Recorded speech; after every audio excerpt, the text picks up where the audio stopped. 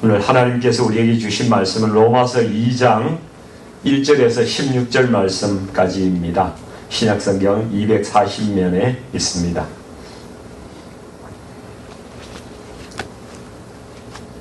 말씀을 찾으신 줄 알고 16절 말씀인데요. 로마서 2장 1절에서 16절 말씀을 같이 합독하도록 하겠습니다. 그러므로 남을 판단하는 사람아, 누구를 막론하고 네가 편개하지 못할 것은 남을 판단하는 것으로 네가 너를 정죄함이니 판단은 네가 같은 일을 행함이니라. 이런 일을 행하는 자에게 하나님의 심판이 진리대로 되는 줄 우리가 아노라. 이런 일을 행하는 자를 판단하고도 같은 일을 행하는 사람아, 네가 하나님의 심판을 피할 줄로 생각하느냐? 혹 네가 하나님의 인자하심이 너를 인도하여 회개하게 하심을 알지 못하여 그의 인자하심과 용납하심과 길이 참으심이 풍성함을 멸시하느냐? 다만 네 고집과 회개하지 아니하는 마음을 따라 진노의 날, 곧 하나님의 의로우신 심판이 나타나는 그날에 임할 진노를 내게 쌓는도다. 하나님께서 각 사람에게 행한 대로 보응하시되 참고 선을 행하여 영광과 존귀와 썩지 아니함을 구하는 자에게는 영생으로 하시고, 오직 당을 지어 진리를 따르지 아니하고 불의를 따르는 자에게는 진노와 분노로 하시리라. 악을 행하는 각 사람의 영에는 환난과 공고가 있으리니 먼저는 유대인에게요 그리고 헬라인에게며, 선을 행하는 각 사람에게는 영광과 존귀와 평강이 있으리니 먼저는 유대인에게요 그리고 헬라인에게라. 이는 하나님께서 외모로 사람을 취하지 아니하심이라. 무릇 율법 없이 범죄한 자는 또한 율법 없이 망하고, 무릇 율법이 있고 범죄한 자는 율법으로 말미암아 심판을 받으리라. 하나님 앞에서는 율법을 듣는 자가 의인이 아니요 오직 율법을 행하는 자라야 의롭다 하심을 얻으리니, 율법 없는 이방인이 본성으로 율법의 일을 행할 때에는 이 사람은 율법이 없어도 자기가 자기에게 율법이 되나니, 이런 이들은 그 양심이 증거가 되어 그 생각들이 서로 혹은 고발하며 혹은 변명하여 그 마음에 새긴 율법의 행위를 나타내느니라. 곧 나의 복음에 이른 바와 같이 하나님이 예수 그리스도로 말미암아 사람들의 은밀한 것을 심판하시는 그날이라. 아멘. 오늘 이 말씀으로 판단하는 당신도 동일한 죄인입니다, 이런 제목으로 말씀을 좀 나누기를 원합니다. 사람들이 모여서 이렇게 이야기를 하다가 세상에서 가장 무서운 것과 제일 재밌는 것이 무엇이냐, 이런 이야기를 하게 됐습니다. 한 사람이 이렇게 이야기를 합니다. 세상에서 제일 무서운 것은 남들이 내 흉을 보는 것입니다. 모여가지고. 그런데 세상에서 제일 재밌는 것은 내가 남을 흉보는 겁니다. 이렇게 이야기를 했답니다. 동의가 좀 되십니까? 끄떡끄떡 하시는 거 보니까 동의가 좀 되는 것 같습니다. 근데 사람들이 모여서 가장 빨리 친해지는 방법도 남을 흉보는 거라고 그러네요. 교회에서는 담임 목사님 흉을 그렇게 보는 게 재밌답니다. 그러면 안 되는데, 그 흉보는 걸 의기투합을 잘한대요, 사람들이.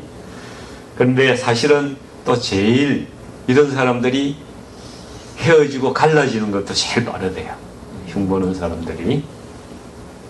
오늘 로마서 1장은 이방인의 우상 숭배와 죄악들에 대해서 상세히 나열하고 있는데, 그래서 그들이 하나님의 진노 아래에 있다, 이게 이제 그 1장의 결론이거든요. 근데 2장에 들어오니까 이렇게 이야기합니다. 바울이 갑자기 남을 판단하는 사람아, 이렇게 이야기를 하고요. 누구를 막론하고 네가 핑계하지 못할 것은 남을 판단하는 것으로 내가 너를 정죄함이니 판단하는 내가 같은 일을 행함이니라. 이렇게 이야기를 합니다. 그러니까 유대인들이 이방인을 정죄를 했다는 거예요. 이방인의 삶을 보고 이방인이 어떻게 살아가는가 보고 이렇게 정죄를 했는데, 정작 유대인들도 똑같은 짓을 하고 있기 때문에 결국은 남을 판단하는 그 기준에 따라서 너도 똑같이 판단을 받을 것이다. 이 말씀을 하고 있는 것입니다. 그래서 예수님께서도 마태복음 7장에 보면은 산상수훈에서 그렇게 말씀을 하시잖아요. 비판을 받지 아니하려거든 비판하지 말라. 너희가 비판하는 그 비판으로 너희가 비판을 받을 것이요 너희가 헤아리는 그 헤아림으로 너희가 헤아림을 받을 것이니라. 똑같은 말씀인 것으로 생각이 됩니다.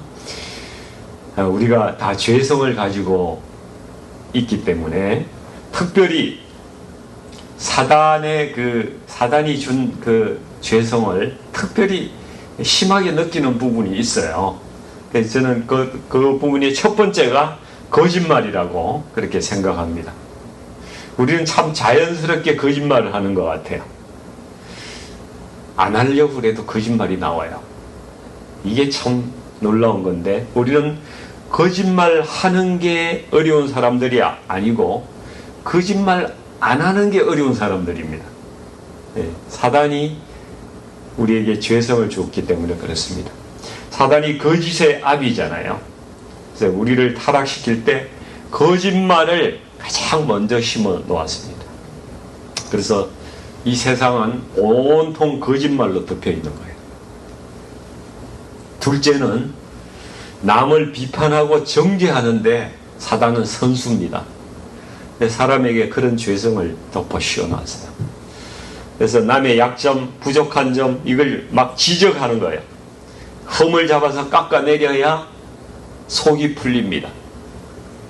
좀 모여가지고 이걸 좀 이렇게 입을 털어줘야 속이 풀린다는 사람들이 많죠. 이게 두 가지가 사단이 가지고 있는 아주 현저한 특성이거든요. 근데 예수님은 단호하게 말씀하십니다.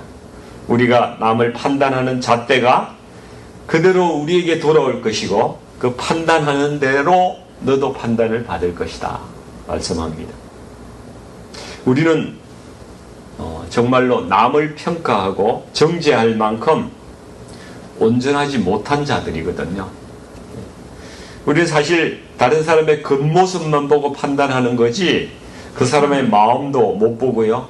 그 사람이 그렇게 하는 동기까지 다 파악할 수가 없는 자들입니다.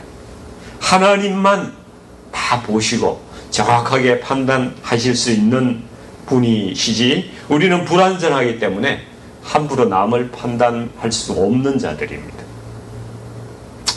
우리가 그래서 그렇게 판단한다면은 아마 똥 묻은 개가 겨 묻은 개를 나무르는 그런 격이 될 것입니다. 유대인과 이방인이 그렇고요. 우리가 또 다 그렇다는 사실입니다. 우리가 구원을 받게 되는 것은 오직 하나님의 인자하심과 길이 참으심 때문에 우리를 회개하게 하시고 그래서 우리가 은혜를 입고 구원을 받는 것이지 그렇지 않으면 전부 다 진노 가운데 들어갈 사람들이라고 우리 4절 말씀에서 이렇게 말씀하고 있습니다. 우리가 다른 사람들의 부족함이나 흠을 발견할 때에 우리가 험담하고 비난하고 이렇게 막 정죄하고 디스한다 그러잖아요. 디스하고 이렇게 할 때 하나님은 어떻게 그것을 생각하실까? 야고보서 2장 13절에 이런 말씀이 있습니다. 긍휼을 행하지 아니하는 자에게는 긍휼 없는 심판이 있으리라. 긍휼은 심판을 이기고 자랑하느니라. 긍휼이 없으면은 긍휼을 베풀지 않은 자는 긍휼을 하나님께서도 우리에게 베풀지 않으신다는 것입니다. 조금 부족하더라도 그것을 비난하는 사람은 그 비난한 대로 하나님께서 심판하실 것이란 말입니다. 그래서 정죄하는 것은 우리가 할 일이 아니라 하나님의 일이라는 것이죠. 우리는 오직 긍휼하게 다른 사람을 생각하고 그 사람을 다시 세워주고 회복시키는 그러한 통로로 우리가 그러한 일을 하라고 주께서 말씀하시는 것입니다. 긍휼한 게 뭡니까? 그냥 그저 우리는 다 불쌍한 사람이다. 저 사람도 불쌍한 사람이요, 나도 불쌍한 사람이요. 서로 불쌍히 여기는 것입니다. 그렇게 살아가라는 하나님 말씀입니다. 6절에서 11절 말씀까지 말씀을 한번 보도록 하겠습니다. 6절에 보니까 하나님께서 각 사람에게 그 행한 대로 보응하신다고 말씀하십니다. 그러니까 하나님께서는 유대인과 이방인을 차별 없이 모든 사람을 그 사람의 열매, 그 사람이 살아가는 그 행위, 그것을 통해서 판단하신다는 뜻입니다. 그러면 행위로 구원받는다는 얘기인가요? 그게 아닙니다. 만약 하나님께서 행위로 사람을 심판하신다면 아무도 구원받을 사람이 없을 것입니다. 네, 우리의 구원의 근거는 오직 예수 그리스도를 믿는 믿음밖에 없는 것이죠. 네, 믿음으로 구원받습니다. 그런데 문제가 그 믿음이 참된 믿음이냐, 이게 문제라는 거예요. 참된 믿음이. 우리가 무엇을 보고 그것을 알 수가 있습니까? 드러난 행위를 보고 알 수가 있다는 거예요. 그러니까 행위는 구원을 얻는 조건은 아니지만은 그 믿음이 정말 올바른 믿음인가 하는 증거는 된다는 것입니다. 그래서 야고보서 2장 26절에 분명히 말씀하고 있죠. 행함이 없는 믿음은 죽은 것이다. 그러니까 다시 말하면 행함이 없는 믿음은 생명력이 없는 믿음이라는 거예요. 가짜라는 거죠. 그러니까 구원을 얻을 수가 없는 거예요. 예수님도 그들의 열매로 그들을 알리라, 그들의 행위로 그들을 알리라 말씀을 하고 있는 것입니다. 그래서 7절에 보니까 참고 선을 행하여 영광과 존귀가 썩지 아니함을 구하는 자에게는 영생으로 하신다는 거예요. 그러니까 참고 선을 행하는 것이 예수님 올바로 믿고 행하는 거예요. 예수 그리스도를 제대로 믿는 것입니다. 그러니까 참고 선을 행하는 것이 바로 올바른 믿음을 가지고 있다는 증거가 되는 것이죠. 이런 사람들이 영생을 얻는다는 것입니다. 8절에 보시면은 오직 당을 지어 진리를 따르지 아니하고 불의를 따르는 자에게는 진노와 분노로 하신다는 것입니다. 그러니까 입으로는 예수님을 믿는다고 할지 모르지만은 이런 당을 짓고 진리를 따르지 않는 것은 아예 믿음이 없거나 믿음이 있다고 주장하지만은 가짜라는 거예요. 그것이 가짜 믿음이라는 것이죠. 그러니까 하나님의 진노를 피할 길이 없다는 것입니다. 그는 구원받지 못한다는 것입니다. 이런 것이 유대인이나 헬라인이라는 게 이방인을 뜻하는 것이죠. 이 원칙이 똑같이 적용된다는 말씀입니다. 그래서 11절에 보시면은 하나님께서 외모로 사람을 취하지 아니하신다 이렇게 말씀하십니다. 유대인이라고 구원받고 이방인이라고 구원을 못 받는 그런 일이 없다는 것입니다. 공부 잘해서 구원받고 공부 못해서 구원 못 받고 이런 것도 없다는 것입니다. 잘생겼다고 구원받고 못생겼다고 구원 못 받고 이런 것도 없다는 것입니다. 예수님을 사랑하고 그분을 나의 구주로 믿는 올바른 믿음, 그 믿음 가지고 있느냐? 그 믿음은 선한 행위로 그 믿음을 증거하는 믿음이라는 것입니다. 그런 사람에게는 하나님께서 구원을 누구나 주시고 하나님은 그 믿음을 정확히 보신다는 것입니다. 그렇기 때문에 우리는 사람들에게 내 믿음을 인정받으려고 거룩한 채 할 필요가 없습니다. 그렇죠? 이런 걸 외식이라고 그러잖아요. 우리는 오직 예수 그리스도를 믿는 믿음과 선한 삶과 행위가 그 믿음의 증거가 되는 그 삶을 그냥 살아가면 되는 거예요. 다른 사람 눈치 보고 뭐 거룩한 채 할 필요도 없는 것입니다. 우리 주위를 한번 돌아봅시다. 어떤 사람들은 사람들 앞에서 굉장히 거룩한 것 같고 영적으로 깨어 있는 것 같고 기도할 때도 막 방언으로 유창하게 하고 청산유수같이 기도도 잘하고 그런 사람에게서 예수님의 향기가 느껴질까요? 아니면 조용히 뒤에서 사람을 사랑해주고 섬기고 그 사람을 불쌍히 여기면서 뭐라도 도와주고 싶어하고 조용히 그를 위해서 기도해주고 위로해주고 인생의 동반자가 돼주고 그런 사람에게서 예수님의 향기가 날까요? 말만 반듯한 그런 사람에게 예수 향기 납니까? 참된 사랑이 있는 사람에게서 예수 향기가 납니까? 전자입니까? 후자입니까? 어느 쪽이에요? 후자입니다. 말씀하신 대로 있는 거예요.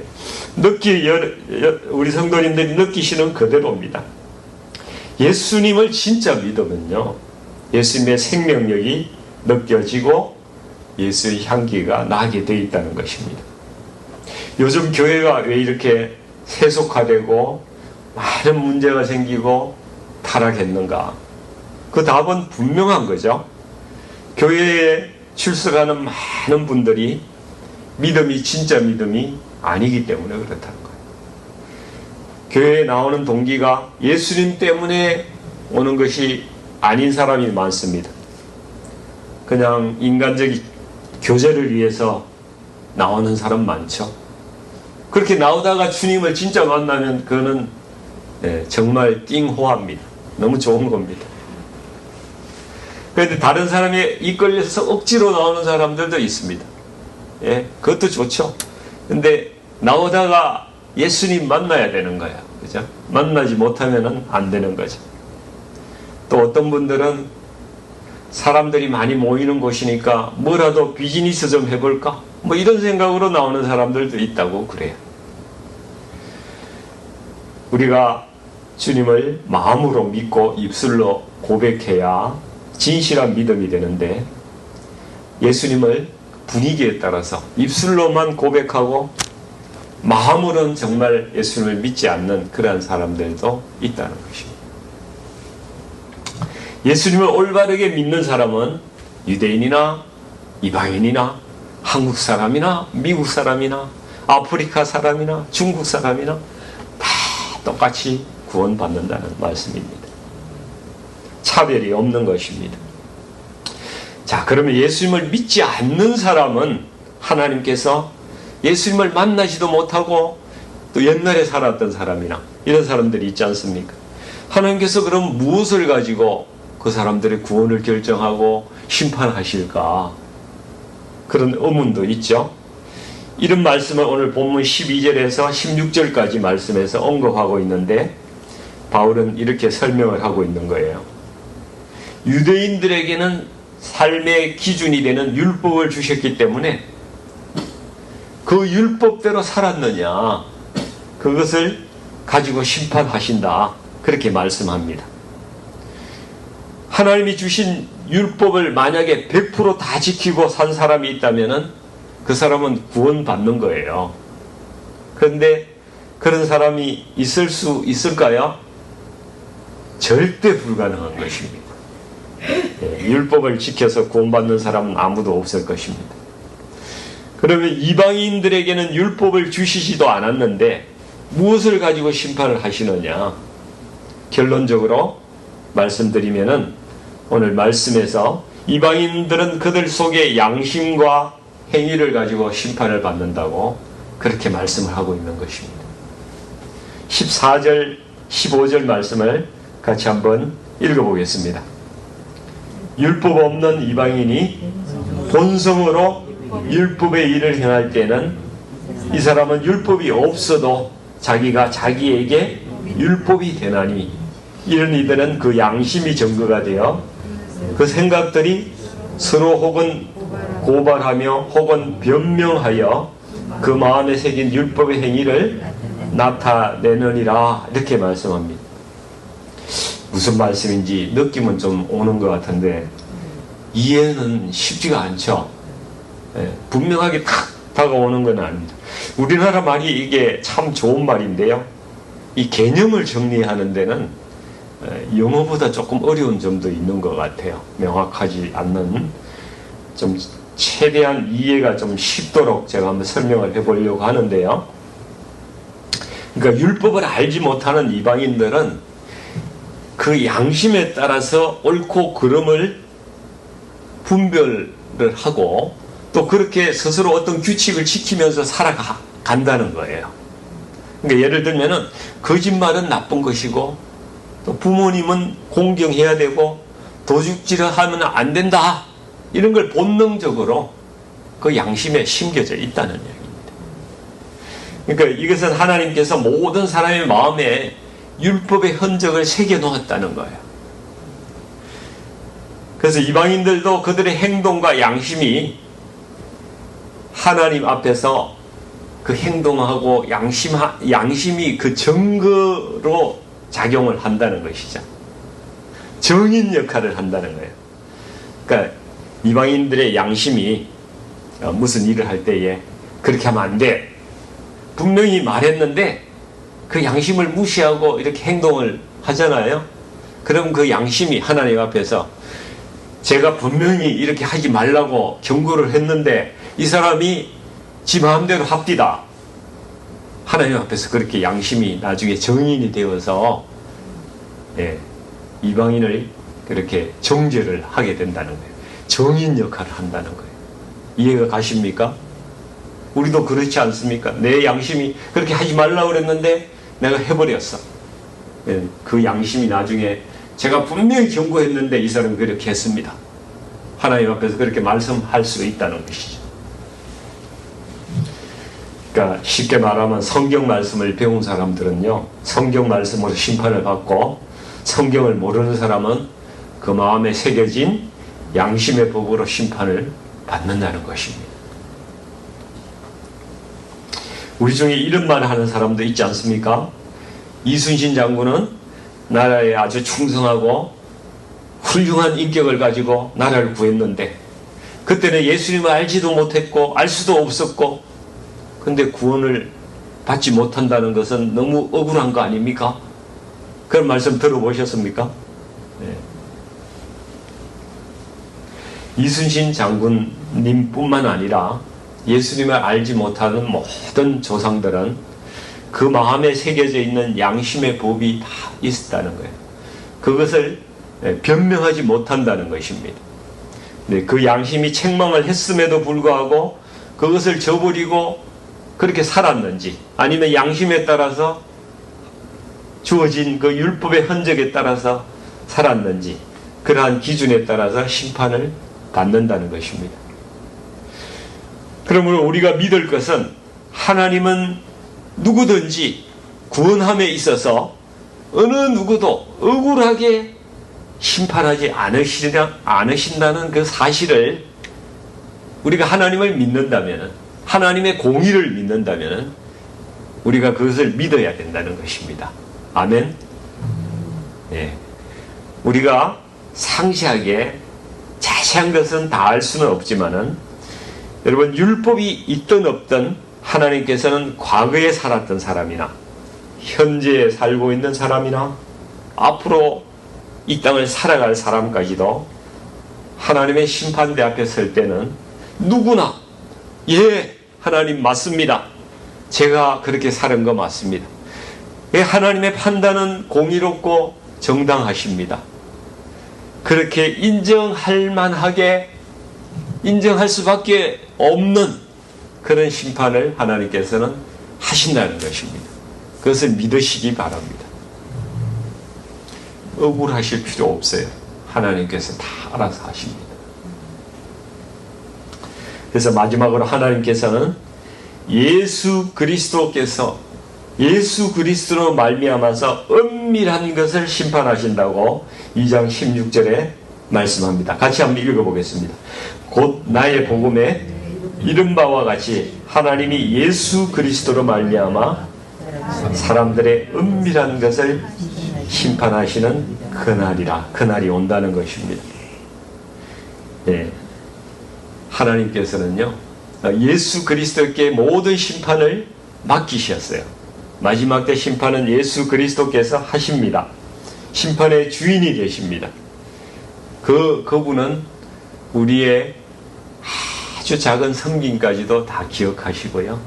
우리의 아주 작은 죄악까지도 다 은밀한 가운데 다 보시는 분이시라는 사실입니다. 그 주님을 믿어야 합니다. 예수님은 그래서 모든 공의로 땅의 모든 것을 심판하실 것입니다. 우리가 식당에서 밥을 먹으면은요, 계산서가 청구가 됩니다. 그냥 나올 수가 없죠. 마찬가지로 우리 인생을 하나님께서는 때가 되시면은 심판하십니다. 그 심판은 공의롭습니다. 유대인이든 이방인이든지 다 공의롭게 하신다는 것입니다. 어떤 것으로도 차별하지 않으십니다. 오직 각 사람의 행위와 양심에 따라서 아주 엄밀한 것까지도 다 예수 그리스도께서 심판하신다고 말씀합니다. 근데 유대인이든 이방인이든 율법으로 심판하든 양심으로 심판하든 그 진노를 피할 사람이 있을까요? 아무도 없습니다. 하나님의 구원의 기준에 도달하는 사람은 아무도 없다는 것이죠. 그래서 모든 사람이 죄인이라는 거예요. 로마서의 결론은 너희가 모두 죄인이다. 모두가 심판받게 되어 있다. 그 심판에서 피하는 유일한 길은 예수 그리스도께서 하신 모든 대속의 능력을 믿고 의지하고 너희가 살아온 그 더러운 길에서 돌아서서 주님을 믿는 아름다운 그 삶으로 유턴하는 것이다. 그 길밖에 없는 것이다. 예수님을 알고 예수님을 의지하고 그렇게 살아가라는 것입니다. 그렇게 사는 삶은 너무나 복된 인생이라는 거예요. 세상에 어떤 것과도 바꿀 수 없는 복이라는 것입니다. 그래서 오늘도 우리가 로마서 앞으로 다 공부할 텐데 그 주님의 그 뜻을 분명히 알고 그리고 주님께 감사하며 예수님의 마음으로 예수님의 뜻을 행하면서 기쁨으로 또 살아가시는 이 하루가 되시기를 간절히 축원드립니다. 우리 같이 기도하겠습니다. 아버지 하나님, 하나님은 거룩하시고 우리는 너무나 부족합니다.